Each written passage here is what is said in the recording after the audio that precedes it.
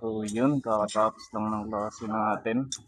Try natin mabenta kasi nung nakaraan, 89 something yung ginawa natin sa let cooldown. Pero yun, pump na agad yung chest ko, inarmor ko lang sa yung likod. Yung epekto ng madaming kinakain at chocomocho man. Konti na lang, baka babalik tayo sa let cooldown ulit. Kasi single arm fully lang to, hindi katulad nito is dalawang alignment, which is kalahati lang ng 90 kilogram.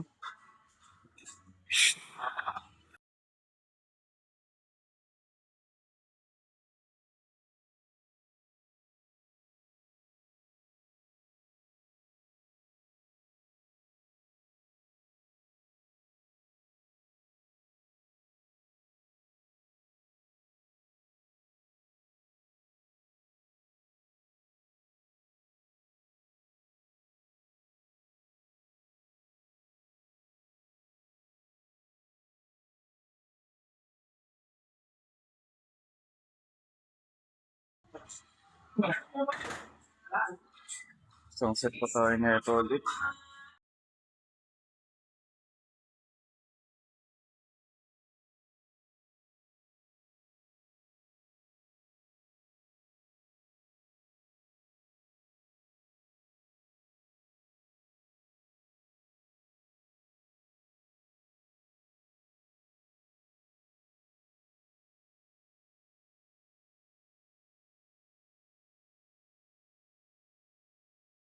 Chest press tayo next month.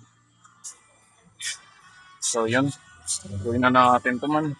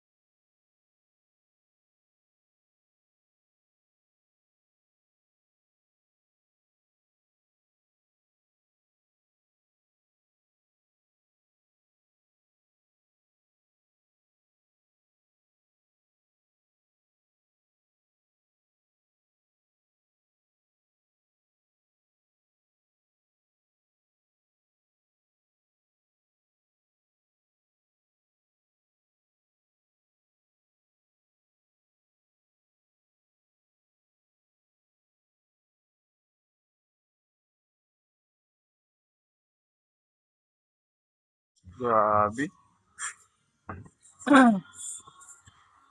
Ang hirap mag-ano, man. Magsabay ng gym tsaka klase. Puta. Kahit online class man. Nakakapagod. Tapos bukas, hanggang 7. Late na nga sa upload schedule. Late din sa gym. So yun. Ginawa ako, nag-lesson ng matagal. Tapos, overthink yung pagtitraining ng chest. Nang ibabaw yung tots. Tangin na mamaya na yung review. Mag-gym muna ako.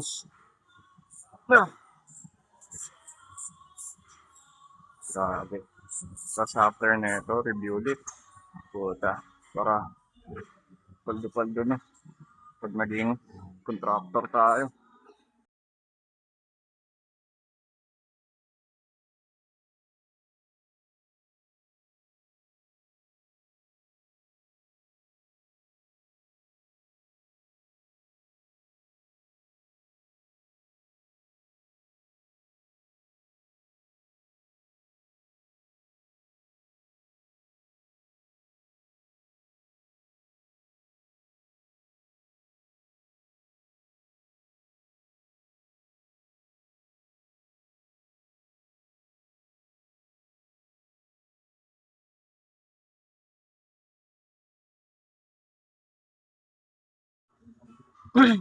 Yun man. Grabe. Pangalawang set, ang daming taong hirap. Ay, naku, nalaglag. Ang hirap humanap ng angle na presentable, no? Grabe.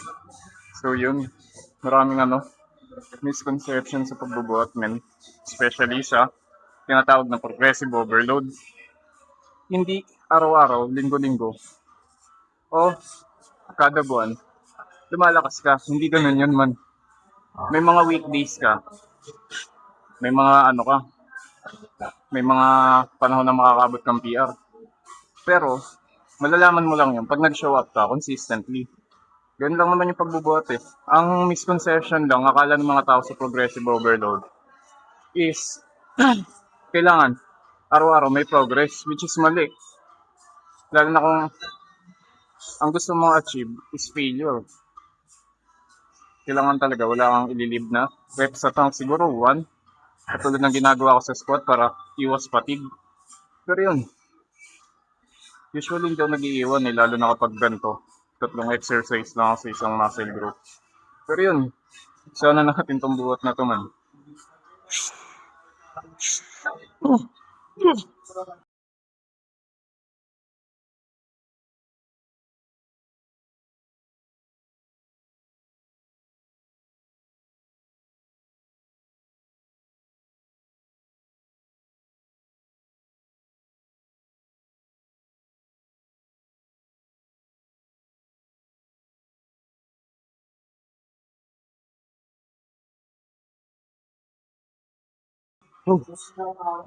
Chest press na kain, daming tao dun. Ay, nako. PR ulit na nakaraan. 75 eh. 75, 72 dun sa kabilang gym. So dito tatry natin. By 5s dito eh. So yun, man. Grabe. Ang ganda nung specific camera angle na ganyan kasi katabi siya nung rackan ng barbells. So yun, pwede siya isama dyan. Hindi siya makakasagabal sa daan. Pero yun, try natin 70. Sana wag mapunitan ng pekman. Kasi mahirap yun. Ay nako. Kasi di tayo makapaglit ng chest day. Ay nako.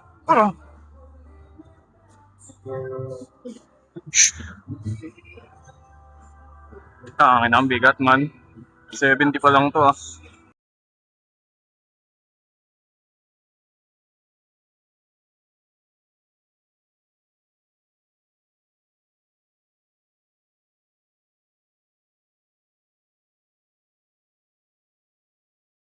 Ang ina, hindi ko na nabilang. Ha?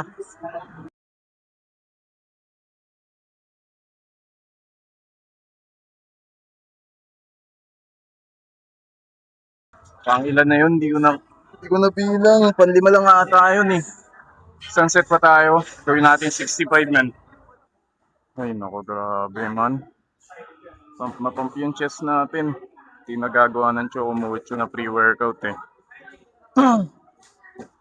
Chocomucho, baka naman. Tsaka yung Cloud9 man. Mahal na rin ang Cloud9. 12 na din.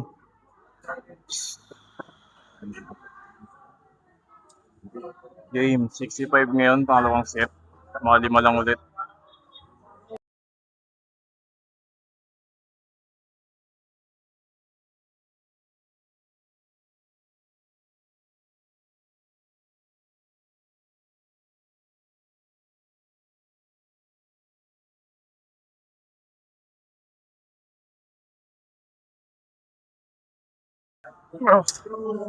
Hindi na kaya, gandi mo lang man. Grabe. Dapat nag-65 na lang tayo, dalawang set eh. Pero goods na yan. Row naman tayo, row. So, yun man. Grabe. Alam ko last check natin dito dun sa gym sa kabila, 72. Kasi, isa lang men, isang movement pattern lang siya. Isang ganon, tas pababa, tas diretso. So, madami tayong mabubuhat. Ewan ko lang ngayon. Which is ito, alam ko 170, 180 yung inano ko doon. Pero ito 172 to. Actually, dalawa yung movement ko sana sa back. Ay, actually, 3 siya. Yung isa pinalit ko dito. Nakadepende sa mode. Yung single arm dumbbell row. O kaya to. Ang problema dun, di ko ma-stabilize sarili ko. At the same time, nakakaingal men. Kasi yung stabilization pa lang dun, yung pag ganun pa lang, diba? Hindi na siya pantay. I mean, hindi naman siya pantay, pero nakaka-taxing siya sa katawan. Kaya usually, lagi ko siyang hinuhuli sa ano ko, workout ko. Pero ngayon, ito yung pangalawang sa dulo sa exercise kasi ang last natin, chest. Kasi nakaraan, nag-chest tayo, di ba? O, kasi na-alternate natin ngayon, nag-back. Pero yun, ang last set natin ngayon is chest. Katulad ng nakaraan, back eh, yung row tayo. Ganda dun, masikip lang rin. Ngayon masikip kasi yung daming tao. Di ko usually na-expect to kasi nung nakaraan Sabado bumuhat ako ng gabi, which is walang gaanong tao. Pero yun, tinapyapping na and ano natin to, subukan natin tong 172. Tapos pag hindi umayon sa buhat natin, ang gagawin natin, bababa natin. Magiging 152, 157. So yun, hindi ko gagawin dito yung row na kasama yung erectors kasi medyo may nararamdaman pa ako sa erectors kapag gumaganon. So yun, sana natin to, kanina yung tumatawag. Ay, dito pala kay kuya.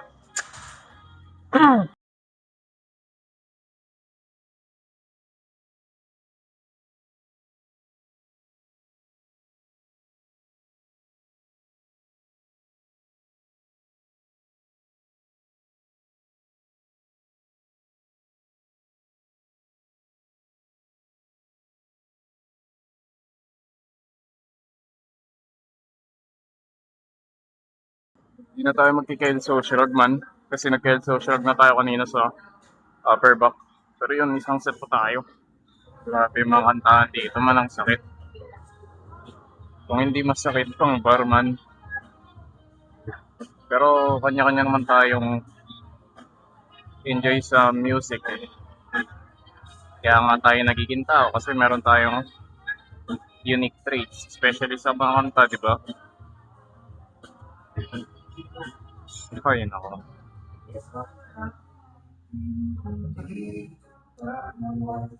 So yun, 157 pa din, pangalawang set natin. Kaya naman siya, manageable naman. Mga tatlo, apat. Feeling ko makakalima ako man. Tatry ko. Ayun yung misconception, no? Akala nila yung 5 reps na yun, hindi nakakabuild ng muscle. Basta maayos yung form mo, makakabuild at makakabuild yun, men. Magte-take toll nga lang siya sa recovery mo. Pero yun, goods naman. So yun, no, ano na natin to. Tirahin na natin to, man. Para mag-chest press na tayo.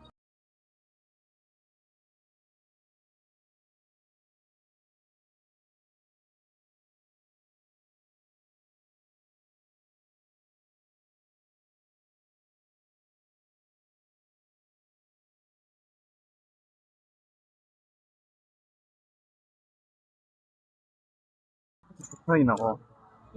Yun, chest press, man. So, yun man. Grabe. Grabe. So, meron pa rin tayong sakit dito sa wrist. Dito sumasakit siya.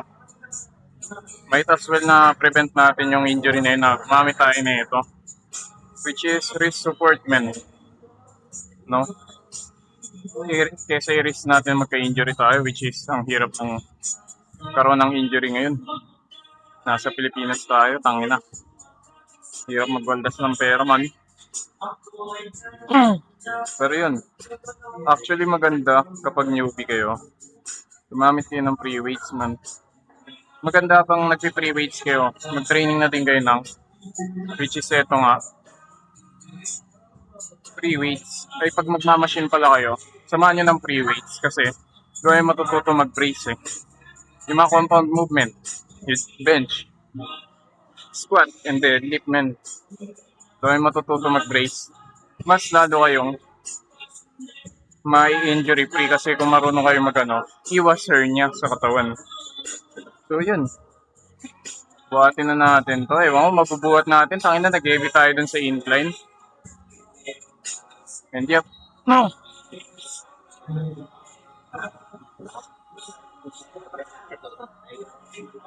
Ikaw na mabuhat natin kung hindi, bababa tayo ng 50.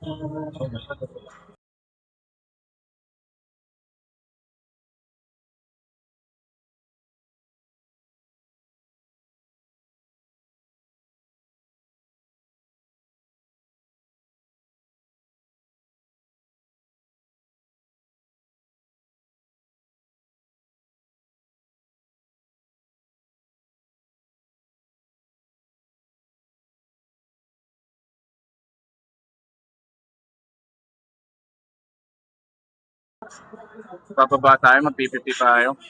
Eche, nagtagal dahil sa kakahanap ng 50. Ang daming dumbbell ba? Hindi nakapag-flex na sana tayo kanina man. Di ba? Sana naman makisinawakan ko ah. Hindi, 45.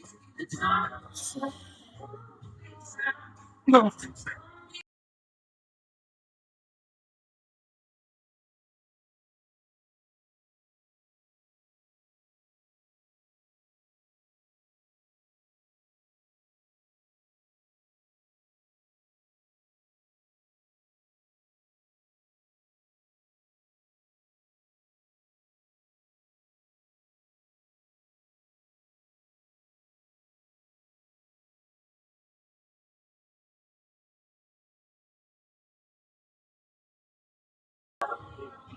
Na, di na kaya, 7 lang.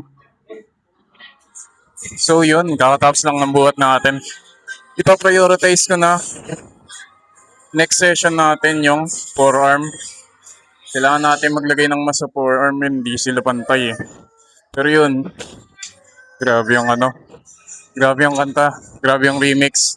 Pero yun, check natin yung physique natin eh, ng init. Angas ng gupit ko no.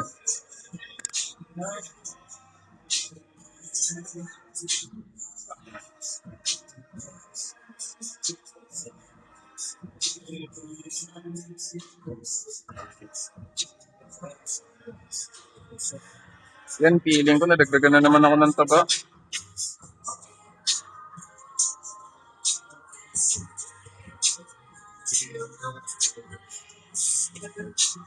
Sige ya. Sige lang bro.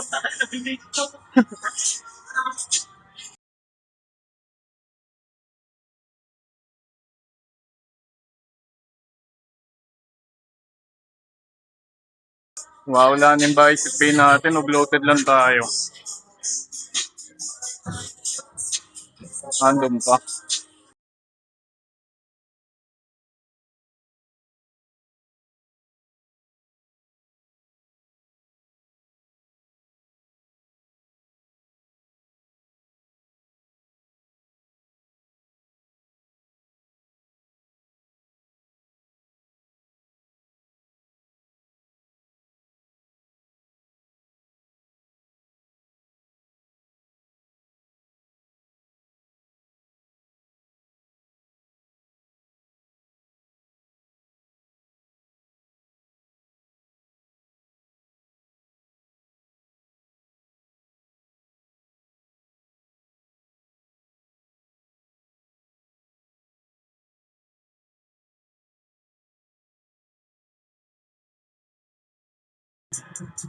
Last one, Arnold.